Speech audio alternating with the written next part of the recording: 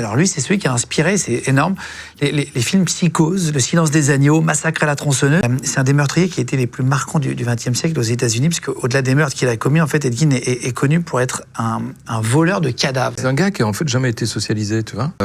Son père était alcoolo, sa mère était une hyper pieuse. Mais là, c'est de la piété pathologique. Elle interdisait à ses enfants d'avoir des amis, ils étaient 2 fils. Elle interdisait à ses enfants d'avoir des amis, et même elle le punissait s'ils en faisaient. Donc tu connais les petits...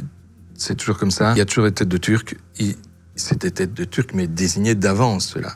Donc ils sont évidemment fait moquer, ce qui n'arrange rien. Ce sont des gens qui ne sont pas socialisés. Et tu vas voir, dans tous ceux qu'on va voir, il y a une relation avec les parents qui est mauvaise, et la plupart du temps, c'est avec la mère. C'est beaucoup. Et le plus souvent, c'est avec la maman. La mère dure. Un enfant qui n'est pas aimé, qui est pas serré dans les bras, est un enfant qui ne sera pas structuré.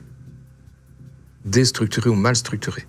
Si vous avez des enfants serrés dans les bras, sinon, waouh, sinon vous savez pas comment ça va finir. Et faites ça très tôt, parce que la psychopathie, le développement de la tendance psychopathique commence très très tôt. C'est dans les 3 premières années, quoi. J'ai entendu que 80% du psychisme d'un enfant était fait avant ses 3 ans.